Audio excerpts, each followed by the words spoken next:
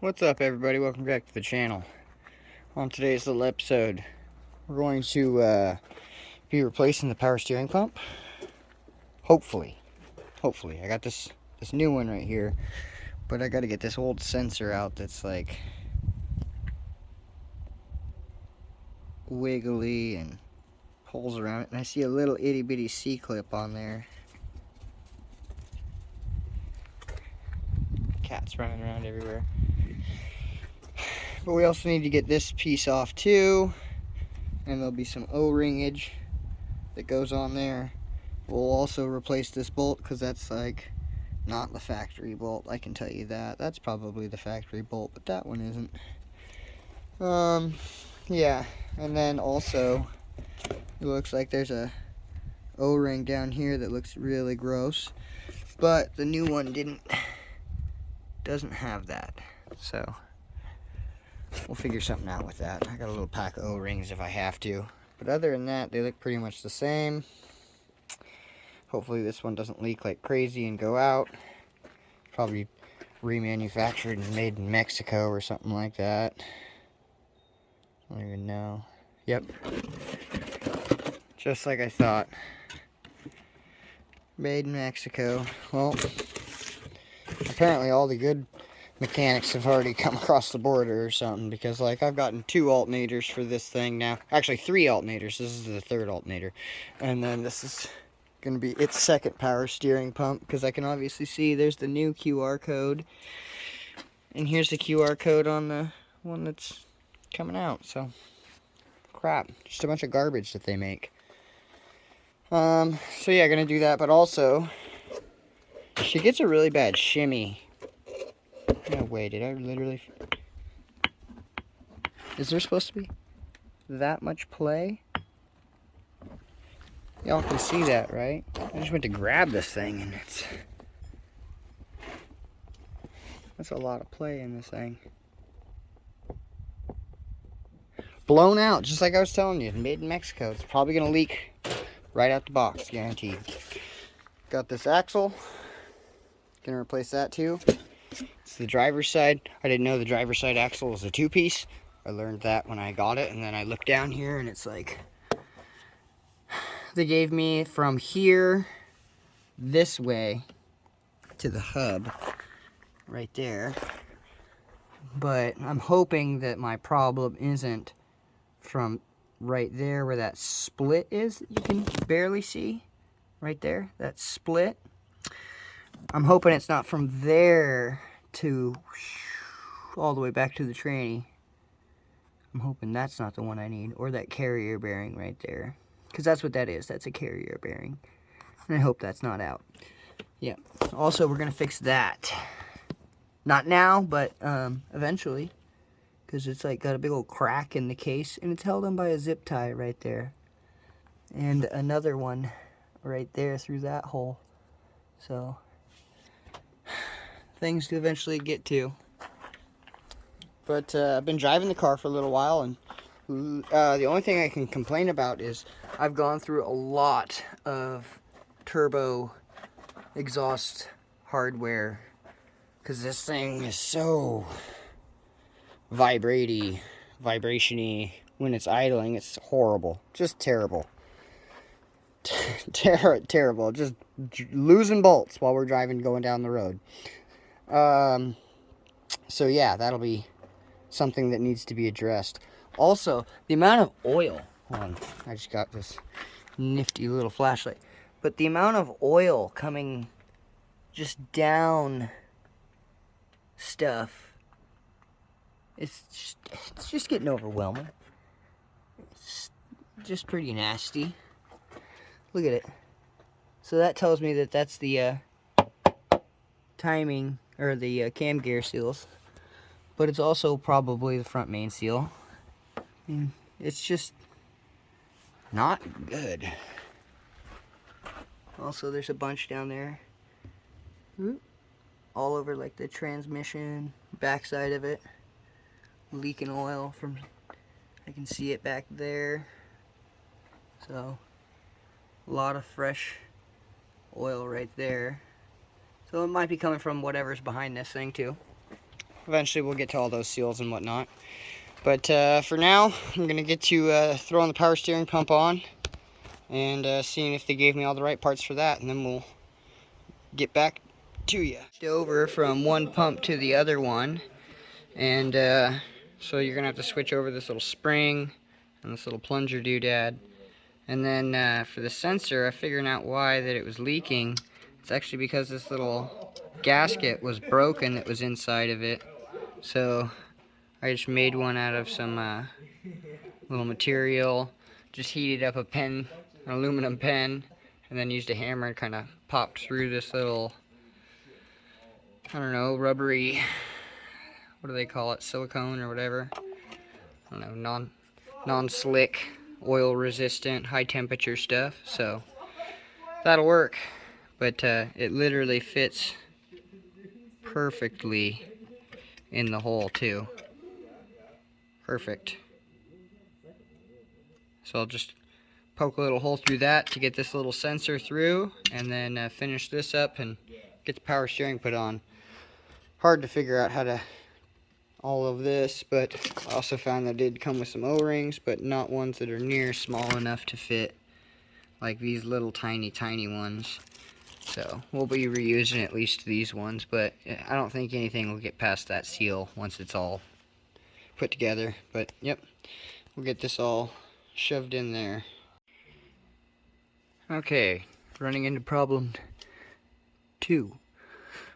Here's the power steering low pressure side return line. Fits on that one just perfectly, you know, nice and flush. Now we come over to the new one, and that's what we get. This hole is obviously smaller than that hole. So there's 2 options you can do at this point. Either well, 3 options. 2 bad ones and 1 good one. So your first option is to grind this thing off completely flat, because now you're going to have this big O-ring on it. Where's that? Whoa. You're going to have this big O-ring there now, so technically maybe you don't really need that, you know? Or option 2, take a drill bit and just slightly open it up. You can see where it's like a recessed lip, so right here it's the right distance, but then it gets skinny when it goes inside. So we'll have to change that up a little bit. And then the third option, which would be probably the best option, would be to actually get the right piece. You know, buy the piece that's probably got a smaller little inlet size, and that's the only difference, is it's just a little smaller.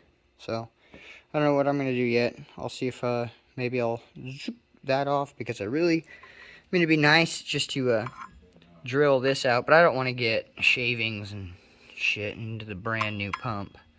So we'll try this thing first.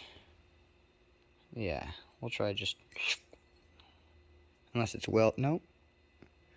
It looks like it's welded on the this side, not this side. So I think we might be able to get away with it.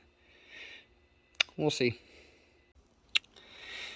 Okay, problem 3 I ran into yesterday. The belt they gave me was like 1 inch too long. I have no idea why, but the pump was basically sitting outside of the bracket in order for the belt to be tight, so that was weird. But they didn't sell a belt that's smaller for a car, so they said the only thing that was smaller in the V-belt style was one for like a lawnmower. So apparently that'll have to do. That'll transfer, you know, 400 horsepower through a little belt or whatever. Should be fine. We did end up just cutting the top of this thing to make it flush, and then I took it over to the grinder and made it like nice and smooth under there, so that's good. It's got an O-ring on it. So yeah, that's where we're at so far. This last little crush washer doesn't want to go over the O-ring that they gave me for right there, so It doesn't want to seat over it, so that's fine. That'll be fine. Just tighten it down harder. So we're gonna get that put on. Oh, and also when I was in town, I bought some of this the heat protective heat shielding stuff, because as y'all know from episode 1, part 1 or whatever, the alternator wire that we replaced with a Nissan one, it used to be all white all the way up, and as you can see, it's starting to get a little crispy, and I'm pretty sure that's because we're just so close to the exhaust manifold. What? Yeah. Yeah, Peaches. I'm gonna help today. Just try not to get all oily. So we're gonna get that thing wrapped. Probably have to break it free at that solder joint that we put in to get it put up into this, because the connector is obviously not gonna fit through that hole that's, yeah, get out of here, bee. Hole that's the size of like a thumb. So we're gonna have to do that as well. Also, I got all the bolts for the turbo on there real good. I put Loctite on them, but you know what's weird? I don't even see the Loctite anywhere, which is crazy. It's like it burned off or something. I don't know. Who knows? But yep, let's get that thing put on, and hopefully we have power steering that doesn't leak here, and hopefully doesn't leak somewhere back there either. We can only hope for the best, right? But I'll get to putting this on. Okay, power steering pump is on. Oop. Crush washers are both on, top and bottom. Reservoir, probably a little overfull, but that's fine because it's going to end up putting some through the system. So, alright, power steering done. Now, got to get this heat shielding up around that wiring. And then I'll probably just do that for today, and then I'll do the axle when it comes in. Hopefully this time, maybe 2 days. Yeah, should be here. So I'll just wait on that other axle. I'm gonna do both of the axles on this car, because you know, if you're gonna do one, you might as well do the other one. But yeah, let's get this heat shielding put on there real quick. Okay, that was a little trickier than I thought, because there's so many little extra sensors that kind of jump out of this. So I had to end up cutting this kind of in half, and then I ended up having to cut the old solder joint out and slipping it over so that way this connector could fit through there, and I got it nice and covered up so that way the heat won't melt it now. Also, this is now header wrapped. I found out that I had just enough in the drawer to at least get that done. So now I'll be putting the wastegate back on, and then should be done, at least with the power steering and all that hoo-ha that we had to do today. Power steering and the alternator wiring fix. Hopefully the axles will be here tomorrow or the next day, and we'll get both of those put in, and there should be no more front shimmy shake, hopefully. Isn't that right, Pearl? Or Peaches? We're going to be done real soon.